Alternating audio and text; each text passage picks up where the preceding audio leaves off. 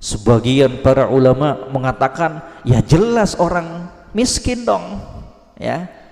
Orang miskin itu yang lebih utama, yang lebih bagus, ya. Orang miskin yang bersabar dengan kemiskinannya itu jauh lebih bagus, lebih utama dibandingkan orang kaya yang bersyukur.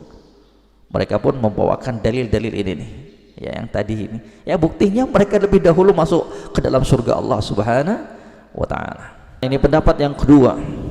Mereka mengatakan ya orang kaya yang bersyukur itulah yang lebih bagus, ya. Mereka pun mengungkapkan alasan-alasannya. Kenapa? Karena orang kaya yang bersyukur itu banyak peluang untuk dia bisa melakukan amalan kebaikan. Dengan hartanya dia wujudkan rasa syukurnya tersebut dengan berinfak di jalan Allah Subhanahu wa ta'ala. Makanya orang-orang miskin di kalangan para sahabat itu sampai iri, jamaah sekalian, kepada orang-orang kaya dari kalangan para sahabat. Mereka mengatakan dan mengadu kepada Nabi sallallahu alaihi wasallam, "Ya Rasulullah, dhahaba ahlud duthur bil ujur yusalluna kama nusalli wa yasumuna kama nasum wa yatasaddaquna bi fuduli amwalihim." Wahai Rasulullah, orang-orang kaya dari kalangan kami itu telah pergi mendahului kami dengan membawa kebaikan yang banyak. Kami sholat, mereka juga sholat.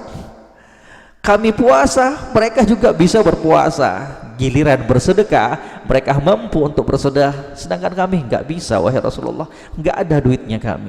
Subhanallah, itu salah satu sebabnya.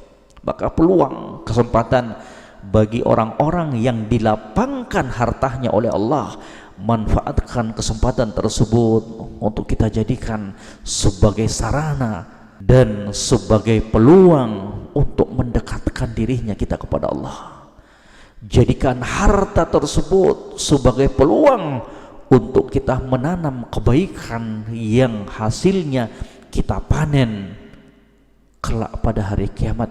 Ni'mal mal as-salih lirrajuli salih. Demikian kata Nabi sallallahu alaihi wasallam, sebaik-baik harta yang halal itu adalah harta halal yang dipegang dan dimiliki oleh orang-orang yang soleh.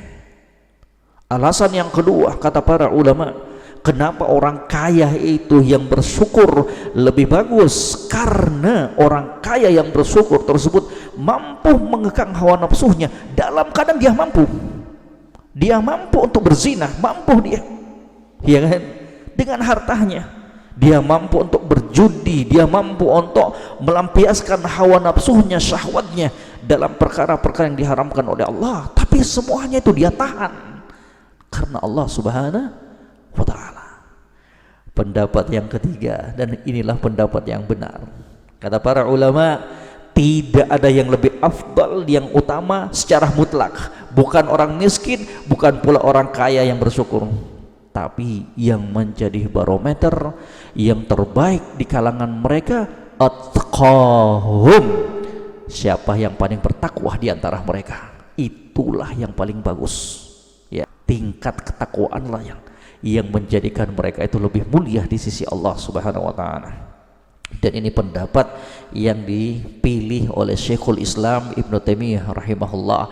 Dipilih juga pendapat ini oleh Syekh Al-Albani alaihi rahmatullah dan para ulama yang lainnya. Mereka mengatakan sesuai dengan firman Allah Subhanahu wa ta'ala, inna akramakum indallahi atqakum, ya, yang paling mulia di sisi Allah di antara kalian adalah kalian yang lebih bertakwa kepadanya.